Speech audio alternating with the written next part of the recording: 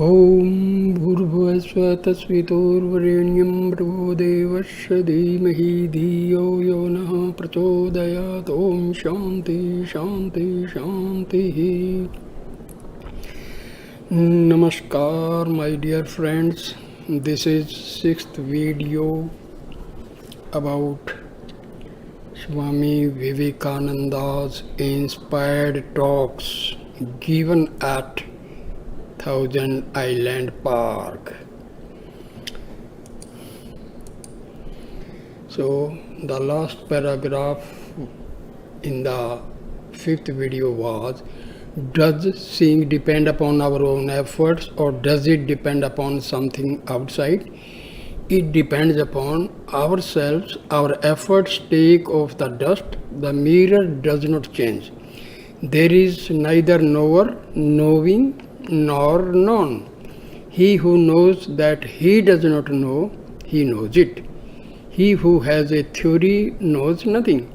The idea that we are bound is only an illusion. So these were the last words. Now next video, sixth, start from here. Religion is not of this world. It is heart cleansing and its effect on this world is secondary. Freedom is inseparable from the nature of the Atma. This is ever pure, ever perfect, ever unchangeable. This Atma you can never know. We can say nothing about the Atma, but not this, not this. Brahma is that which we can never drive out by any power of mind or imagination. This was said by Sankara. The universe is thought, and the Vedas are the words of this thought. We can create and uncreate this whole universe. Repeating the words, the unseen thought is aroused, and as a result, a seen effect is produced. This is the claim of a certain sect of karmis. They think that each one of us is creator. Pronounce the words, the thought which corresponds will arise and result will become visible. Thought is the power of the word.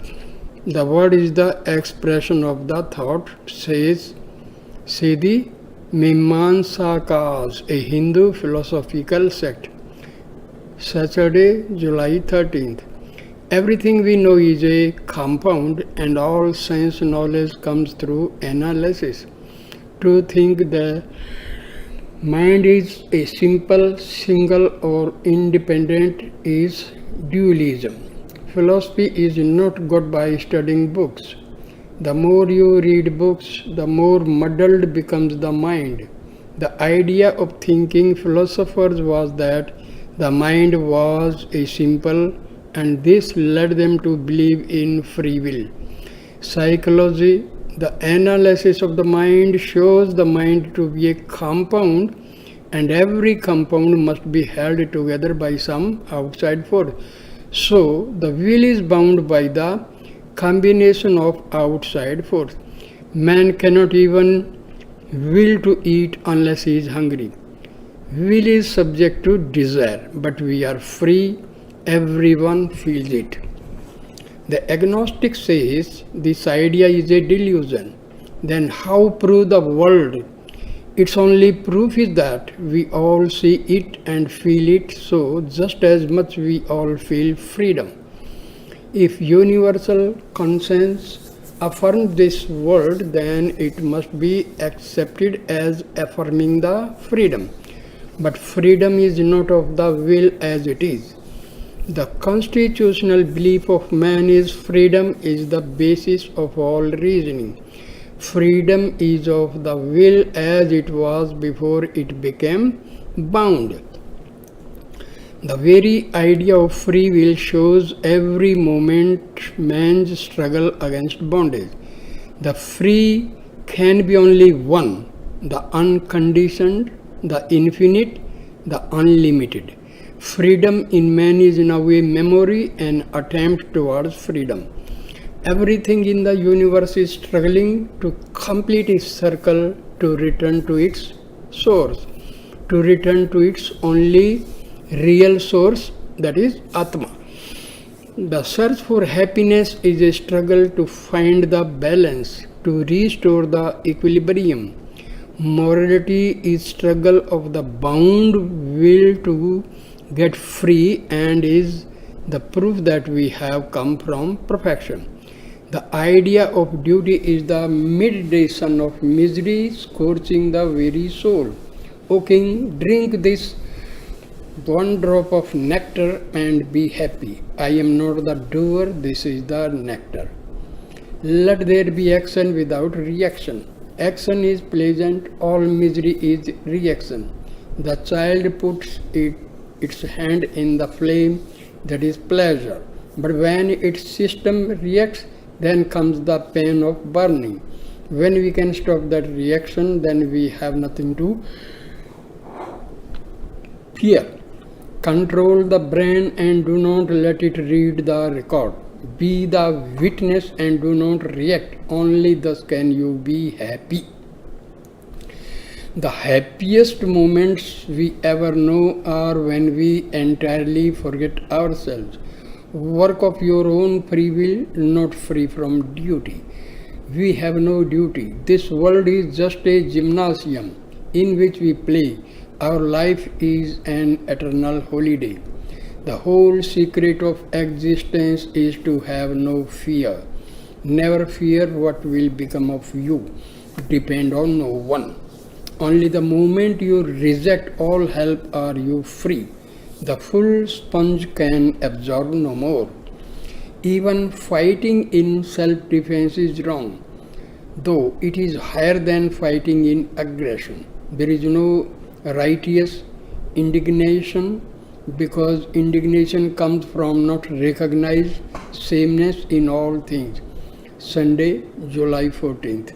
Philosophy in India means that through which we see God, the rationale of religion. So no Hindu would ever ask for a link between religion and philosophy. Concrete, generalized, abstract are the three stages in the process of philosophy. The highest abstraction in which all things agree is the one. In religion we have first symbols and forms, next mythology, and last philosophy. The first two are for the time being. Philosophy is the underlying basis of all, and the others are only stepping stones in the struggle to reach the ultimate. In Western religion, the idea is that without the New Testament and Christ, there could be no religion. A similar belief exists in Judaism with regard to Moses and the prophets, because these religions are dependent upon mythology only. Real religion, the highest, rises above mythology, it can never rest upon that. Modern science has really made the foundation of religion strong. That the whole universe is one is scientifically demonstrable. What the metaphysicians call being, the physicists called matter. But there is no real fight between the two, for both are one.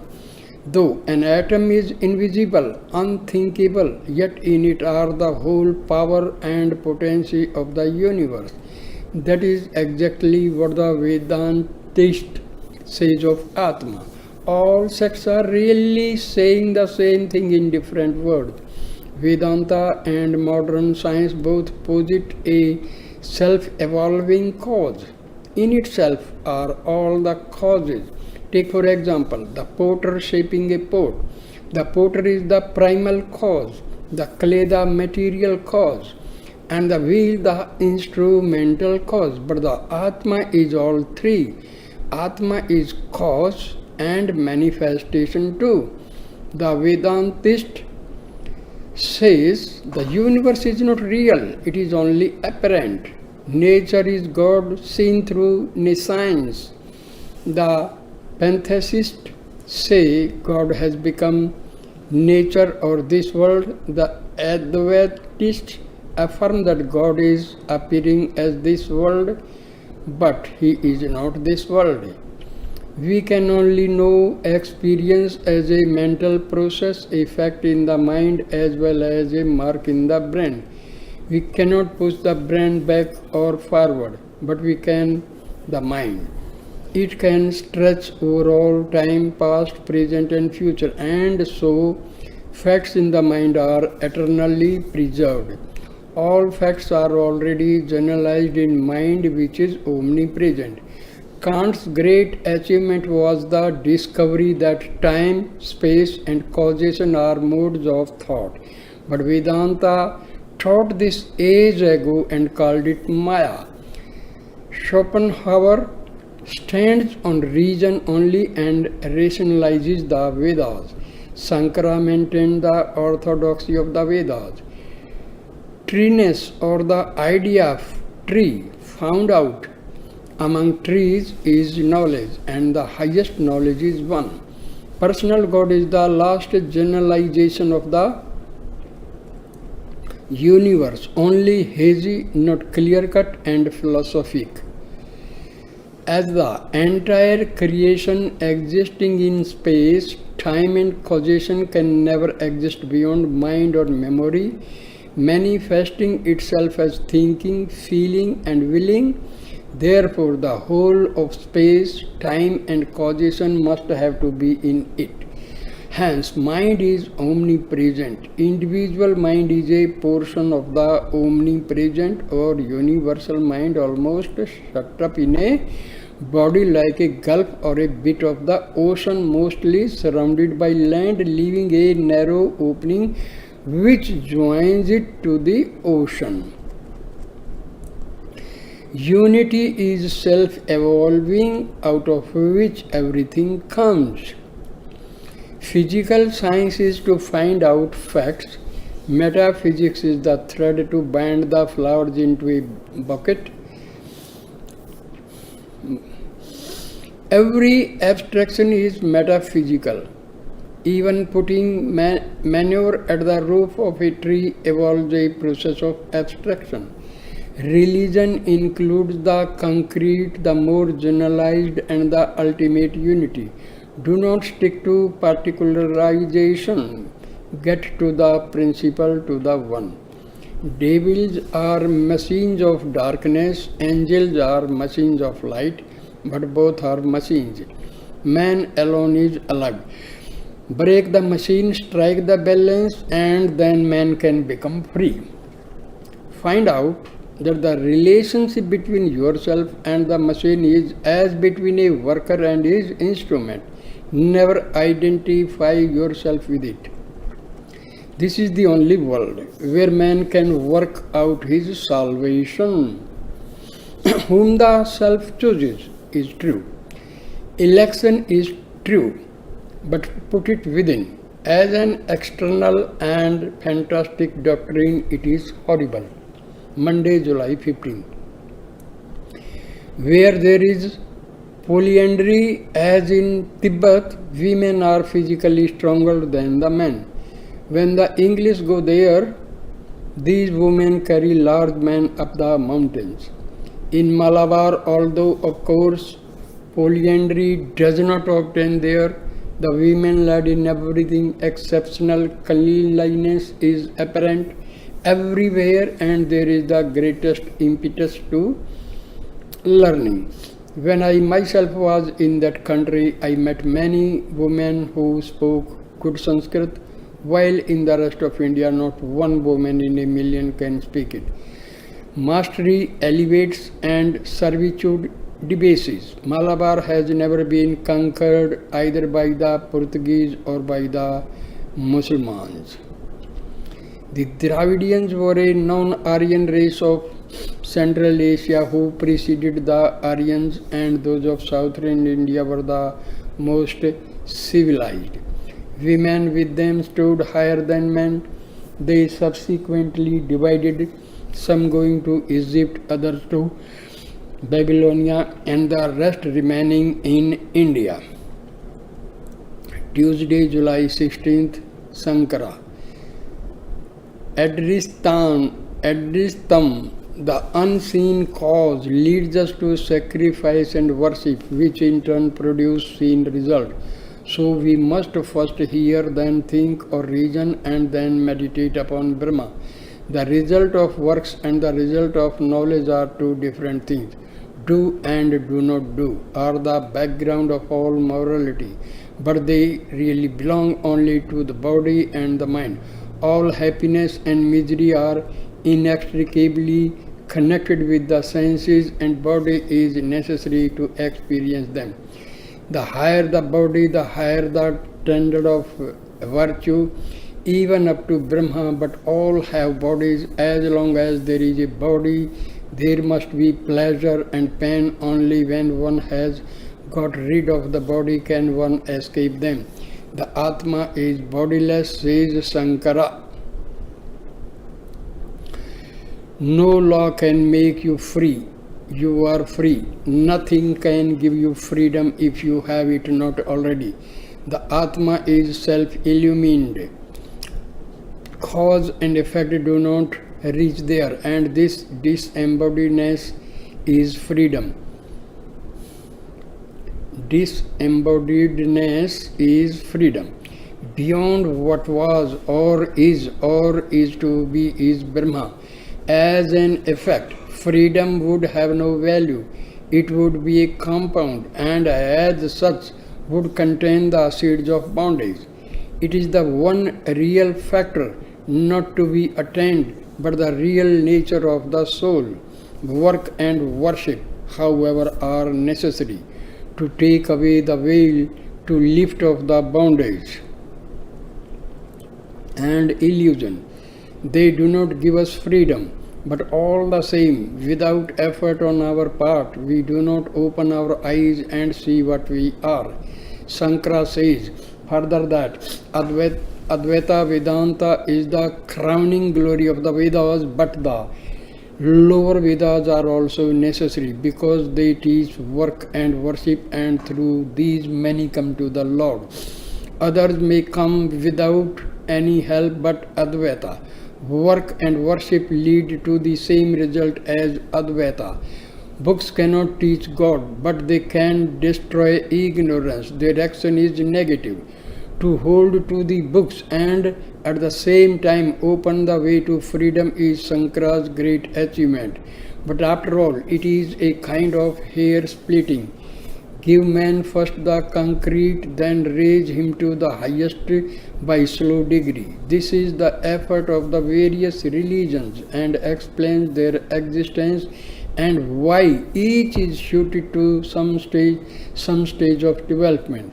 The very books are part of the ignorance they help to dispel. Their duty is to drive out the ignorance that has come upon knowledge. Truth shall drive out untruth. You are free and cannot be made so long as you have a creed, you have no God. He who knows he knows nothing. Who can know the knower? There are two eternal facts in existence, God and the universe.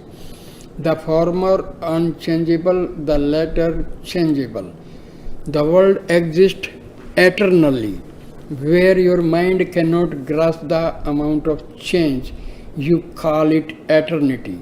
You see the stone or the bas relief on it, but not both at once, yet both are one. Can you make yourself at rest even for a second? All yogis say you can. The greatest sin is to think yourself weak. No one is greater. Realize you are Brahma. Nothing has power except what you give it. We are beyond the sun, the stars, the universe. Teach the goodhood of man. Deny evil. Create none. Stand up and say, I am the master of all. We forge the chain and we alone can break it. No action can give you freedom. Only knowledge can make you free. Knowledge is irresistible. The mind cannot take it or reject it. When it comes, the mind has to accept it. So it is not a work of the mind only. Its expression comes in the mind. Work or worship is to bring you back to your own nature. It is an entire illusion that the self is the body. So even while living here in the body, we can be free. The body has nothing in common with the self. Illusion is taking the real for the unreal, not nothing at all. Wednesday, July 17th. Ramanuja divides the universe into Chit, Achit and Ishvara, man, nature and God, conscious, subconscious and the superconscious. Sankara, on the contrary, says that Chit, the soul, is the same as God. God is truth, is knowledge, is infinity. These are not qualities. Any thought of God is a qualification, and all that can be said of him is Om Tat Sat. Sankara further asks, can you see existence separate from everything else? Where is the differentiation between two objects? Not in sense perception, else all would be one in it. We have to perceive in sequence. In getting knowledge of what a thing is, we get also something which it is not. The differentiate are in the memory and are got by comparison with what is stored there. Difference is not in the nature of thing, it is in the brain. Homogeneous one is outside, differentiate are inside, in the mind. So the idea of many is the creation of the mind. Differentiate become qualities when they are separate, but joined in one object. We cannot say positively what differentiation is. All that we see and feel about things is pure and simple existence, isness. All else is in us. Being is the only positive proof we have of anything. All differentiation is really secondary reality. As the snake in the rope, because the serpent too had a certain reality in that something was seen, although misapprehended. When the knowledge of the rope becomes negative, the knowledge of the snake becomes positive, and vice versa. But the fact that you see only one does not prove that the other is non-existent. The idea of the world is an obstruction covering the idea of God and is to be removed, but it does have an existence. Sankara says again, perception is the last proof of existence. It is self-effulgent and self-conscious, because to go beyond the sense, we should still need perception. Perception is independent of the senses of all instruments, unconditioned. There can be no perception without consciousness. Perception has self-luminosity, which in a lesser degree is called consciousness. Not one act of perception can be unconscious. In fact, consciousness is the nature of perception. Existence and perception are one thing, not two things joined together. That which needs no cause is infinite, so as perception is the last proof of itself, it is eternal. It is always subjective. Perception itself is its own perceivable. Perception is not in the mind, but perception brings mind. It is absolute, the only knower, so perception is really the Atma. Perception itself perceives, but the Atma cannot be knower, because a knower becomes such by the action of knowledge. But Sankara says this Atma is not I, because the consciousness I am, Aham, is not in the Atma. We are but the reflections of that Atma and Brahma are one. When you talk and think of the absolute, you have to do it in the relative. So all these logical arguments apply. In yoga, perception and realization are one. Vishishta Advaita, of which Ramanuja is the exponent, is seeing partial unity and is a step towards Advaita. Vishishtatam means differentiation. Prakriti is the nature of the world and the change comes upon it. Changeful thoughts expressed in changeful words can never prove the absolute. You reach only something that is minus certain qualities, not Brahma itself, only a verbal unification, the highest abstraction, but not the non-existence of the relative. Thursday, July 18th. The lesson today was mainly Shankara's argument against the conclusions of the Sankhya philosophy. The Sankhyas say that consciousness is a compound, and beyond that, the last analysis gives the Purusha witness, but that there are many Purushas, each of us is one. Advaita, on the contrary, affirms that Purushas can be only one, that Purusha cannot be conscious, unconscious, or have any qualification, for either these qualities would bind or they would eventually cease. So the one must be without any qualities, even knowledge, and it cannot be the cause of the universe of anything. In the beginning, existence only, one without a second, says the Vedas. The presence of sattva with knowledge does not prove that sattva is the cause of knowledge. On the contrary, sattva calls out what was already existing in man, as the fire heats an iron ball placed near it by arousing the heat latent in it, not by entering into the ball. Shankara says, knowledge is not a bondage because it is the nature of God. The world ever is, whether manifested or unmanifested, so an eternal object exists. Jnana Bala Kriya, knowledge, power, activity, is God. Nor does he need form, because the finite only needs form to interpose as an obstruction to catch and hold infinite knowledge. But God really needs no such help. There is no moving soul, there is only one Atma.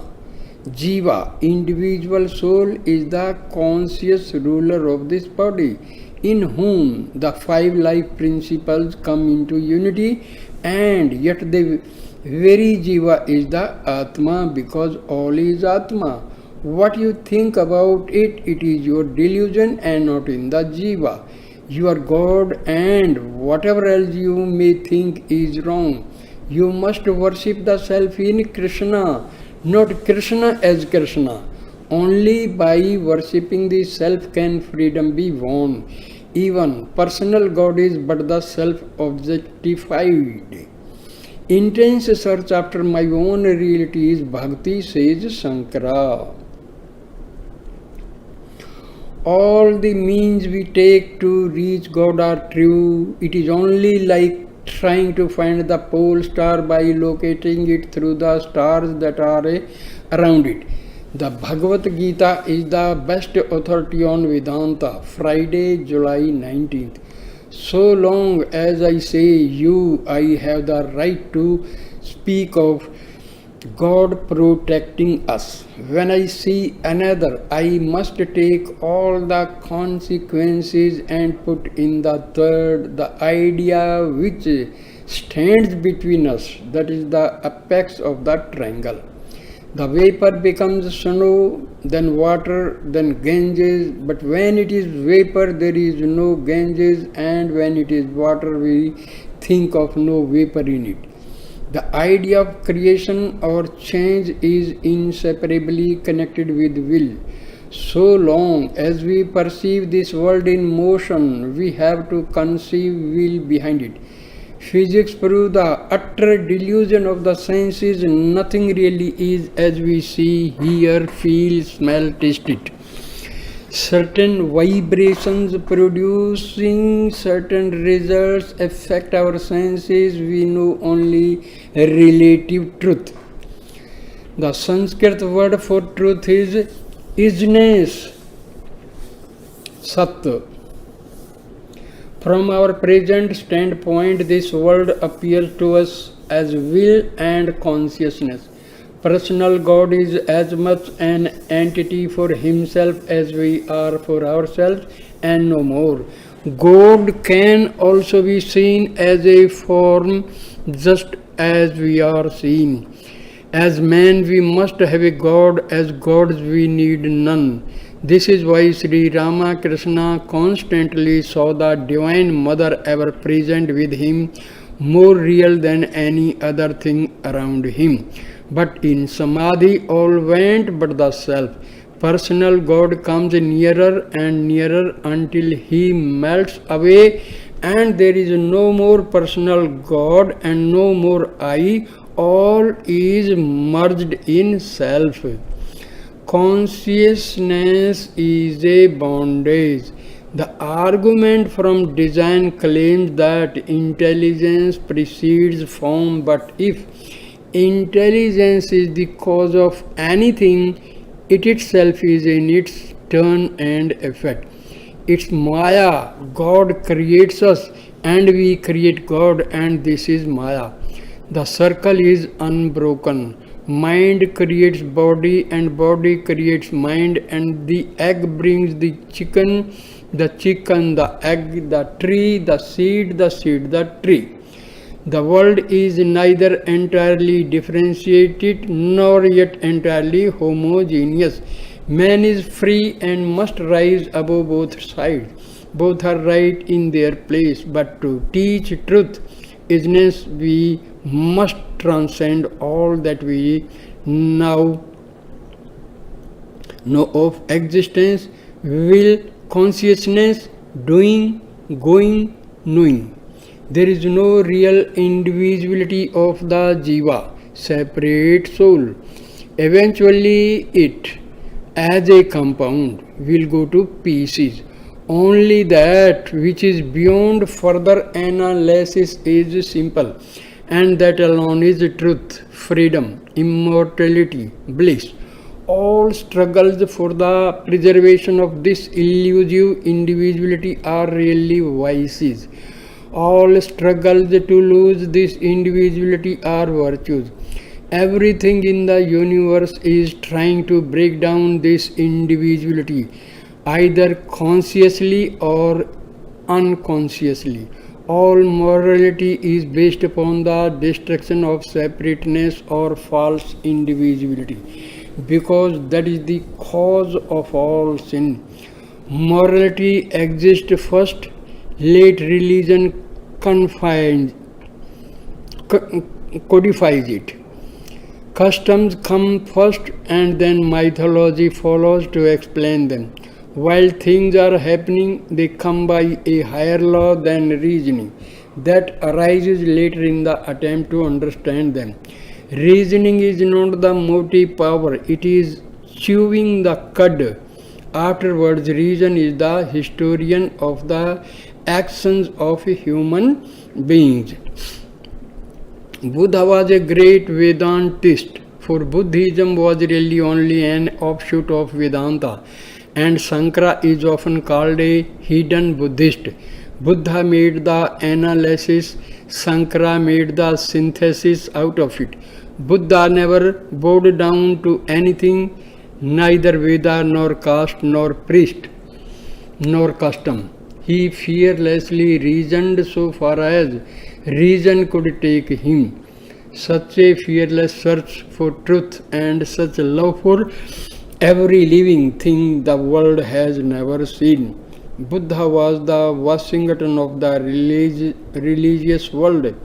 He conquered a throne only to give it to the world, as Washington did to the American people. He sought nothing for himself. Perception is our Saturday, July 20th. Perception is our only real knowledge or religion. Talking about it for ages will never make us know our soul. There is no difference between theories and atheism. In fact, the atheist is the truer man. Every step I take in the light is mine forever. When you go to a country and see it, then it is yours. We have each to see for ourselves. Teachers can only bring the food. We must eat it to be nourished.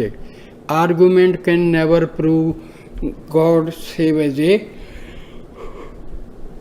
logical conclusion. It is impossible to find God outside of ourselves. Our own souls contribute all the divinity that is outside of us. We are the greatest temple. The objectification is only a faint imitation of what we see within ourselves. Concentration of the power of the mind is our only instrument to help us see God. If you know one soul, you know all souls, past, present, and to come. The will concentrates the mind. Certain things excite and control this will, such as reason, love, devotion, breathing, etc. The concentrated mind is a lamp that shows us every corner of the soul. No one method can suit all. These different methods are not steps necessary to be taken one after another. Ceremonials are the lowest form, next God external, and after that God internal. In some cases, gradation may be needed, but in many only one way is required. It would be the height of folly to say to everyone, you must pass through karma and bhakti before you can reach jnanam. Stick to your reason until you reach something higher, and you will know it to be higher because it will not jar with reason. The stage beyond consciousness is inspiration, samadhi, but never mistake hysterical trances for the real thing. It is a terrible thing to claim this inspiration falsely, to mistake instinct for inspiration. There is no external test for inspiration. We know it ourselves. Our guardian against mistake is negative, the voice of reason. All religion is going beyond reason, but the reason is the only guide to get there. Instinct is like ice, reason is the water, and inspiration is the subtlest form or vapor. One follows the other. Everywhere is this eternal sequence: unconsciousness, consciousness, intelligence, matter, body, mind, and to us it seems as if the chain began with the particular link we first lay hold of. Arguments on both sides are of equal weight, and both are true. We must reach beyond both to where there is neither the one nor the other. These successions are all Maya. Religion is above reason, supernatural. Faith is not the belief, it is the grasp on the ultimate, an illumination. First hear, then reason, and find out all that reason can give about the Atma. Let the flood of reason flow over it, then take what remains. If nothing remains, Thank God you have escaped a superstition. When you have determined that nothing can take away the Atma, that it stands every test, holds fast to this and teach it to all. Truth cannot be partial, it is for the good of all. Finally, in perfect rest and peace, meditate upon it, concentrate your mind upon it, make yourself one with it. Then no speech is needed. Silence will carry the truth. Do not spend your energy in talking, but meditate in silence and do not let the rush of the outside world disturb you. When your mind is in the highest state, you are unconscious of it. Accumulate power in silence and become a dynamo of spirituality. What can a beggar give? Only a king can give, and he only where he wants nothing himself. Hold your money merely as custodian for what is God's. Have no attachment for it. Let name and fame and money go. They are a terrible bondage. Feel the wonderful atmosphere of freedom. You are free, free, free. Oh, blessed am I. Freedom am I. I am the infinite. In my soul I can find no beginning and no end. All is myself, say this unceasingly. Sunday, July 21st, Patanjali's Yoga Aphorisms. Yoga is the science of restraining the chitta, mind, from breaking into vritti, modifications. Mind is a mixture of sensation and feelings or action and reaction, so it cannot be permanent. The mind has a fine body and through this it works on the gross body. Vedanta says that behind the mind is the real self.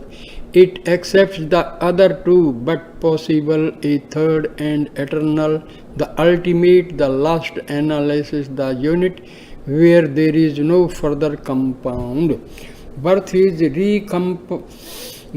recomposition, death is decomposition, and the final analysis is where Atma is found. There being no further division possible, the perduring is reached. The whole ocean is present at the back of each wave, and all manifestations are waves, some very big, some small, yet all are the ocean in their essence, the whole ocean, but as waves, each is a part. When the waves are stilled, then all is one. A spectator without a spectacle, says Patanjali. When the mind is active, the Atma is mixed up with it. The repetition of old forms in quick succession is memory. Be unattached. Knowledge is power, and getting one you get the other. Be knowledge, you can even banish the material world. When you can mentally get rid of one quality after another from any object until all are gone, you can at will make the object itself disappear from your consciousness. Those who are ready advance very quickly and can become yogis in 6 months. The less developed may take several years, and anyone by faithful work and by giving up everything else and devoting himself solely to practice can reach the goal in 12 years. Bhakti will bring you there without any of these mental gymnastics, but it is a slower way. Here by Bhakti, Swami does not mean intense or undivided love for God.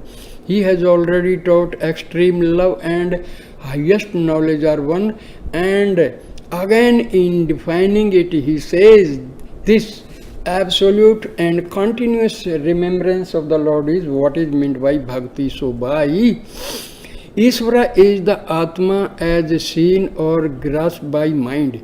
His highest name is Om. So repeat it, meditate on it, and think of all its wonderful nature and attributes. Repeating the Om continually is the only true worship. It is not a word, it is God Himself. Religion gives you nothing new. It only takes off obstacles and lets you see yourself. Sickness is the first great obstacle. A healthy body is the best instrument. Melancholy is an almost insuperable barrier. If you have once known Brahma, never after can you be melancholy. Doubt, want of perseverance, mistaken ideas are other obstacles. Pranas are subtle energies, source of motion. There are 10 in all. So I will take this topic in next video. So I stop this video here. Thank you, my dear friends, for watching, listening this video. Please subscribe my channel, like, comment and share the video. Thanks a lot, my dear friends. Namaskar, namaskar, namaskar.